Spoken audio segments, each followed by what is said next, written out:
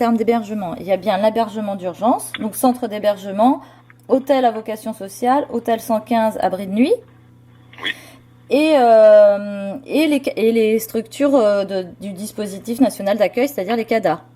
absolument. Nous avons 1800 places à peu près au niveau régional pour l'hébergement d'urgence, voilà, qui permet dans une situation temporaire d'héberger par toutes les formules. On a le panel total avec de l'hébergement de nuit, et donc voilà, comme le nom l'indique, on accueille les gens que la nuit et le matin à 9h, ils sont obligés de quitter la structure, et via le 115, ils peuvent ressolliciter une place pour la nuit suivante, etc., dans les limites des disponibilités. Et nous avons un hébergement plus pérenne dans les CADA, les UDA, les CAO, enfin ce sont des sigles, mais tout ça se regroupe dans ce qu'on appelle le dispositif national d'accueil. Nous avons 5400 places au niveau régional pour pouvoir mettre à l'abri de manière plus durable les publics dans l'attente de l'instruction de leur dossier. En revanche, il est évident que dans le flux que nous connaissons aujourd'hui, nous avons à peu près 1800 à 2500 personnes, demandeurs d'asile, qui ne sont pas hébergés faute de places disponibles. Dans la région de Nantes, nous avons la chance d'avoir un réseau associatif très, très fort, ce qui fait que le réseau catholique, le réseau protestant et tout autre réseau a pour tradition d'héberger à peu près 600 à 700 personnes de manière permanente. Donc nous avons cette chance de pouvoir nous appuyer sur ce réseau extrêmement efficace. Combien de personnes sont sorties du dispositif d'urgence ou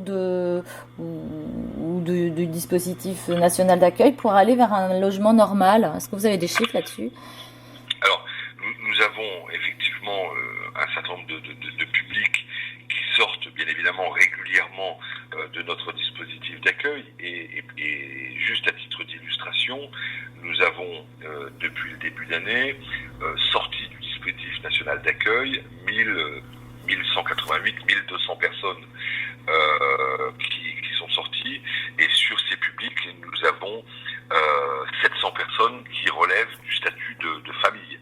Donc ces personnes sont soit des personnes qui ont été déboutées et qui ont vocation à être reconduites dans leur pays d'origine pour une part assez relative, hein, c'est de l'ordre de 250 personnes à peu près, et pour les autres qui ont vu leur statut de réfugié reconnu, ils accèdent au logement, et nous avons eu depuis le début de cette année 115 personnes qui sont sorties vers le logement normal, 51 personnes qui sont sorties vers un dispositif un peu intermédiaire, c'est le CPH. Ça veut dire que c'est une sortie vers le logement avec un accompagnement social, et nous avons également 60 personnes qui sont sorties dans des dispositifs type foyer, logement ou centre d'hébergement avec insertion sociale. C'est des publics qui ont besoin d'être tout particulièrement accompagnés. On sait la part des familles qui peuvent être accueillies comme ça dans les différentes communes de Loire-Atlantique. Je sais que les chiffres sont peut-être pas forcément aussi évidents que ça. Alors, on a un certain nombre de chiffres, et les familles aujourd'hui sont de l'ordre de 450 familles reconnues, hébergées dans la Loire-Atlantique. C'est à peu près 450 personnes qui sont hébergées en Loire-Atlantique. Sauf qu'à un moment donné, ce chiffre, bien évidemment, est largement en deçà de la réalité.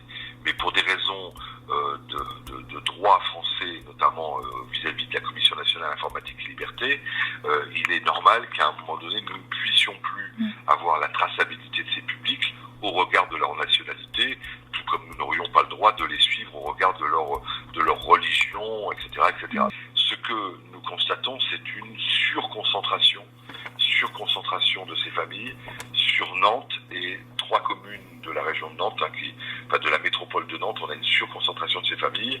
Il y a eu en fin d'année dernière un appel par voie de presse du préfet à l'ensemble des élus du département pour pouvoir faire en sorte qu'un certain nombre de biens immobiliers dont la mairie pourrait être propriétaire, ou le diocèse, enfin un certain nombre d'acteurs qui pouvaient bénéficier de logements inoccupés, et ça c'était surtout sur les parties rurales, et nous avons un certain nombre de communes qui se sont positionnées pour pouvoir permettre l'accueil de familles réfugiées dans leur commune. D'abord parce qu'il y a de l'emploi, je pense notamment à la commune d'Ancenis, qui a accueilli un certain nombre de familles en nombre assez important.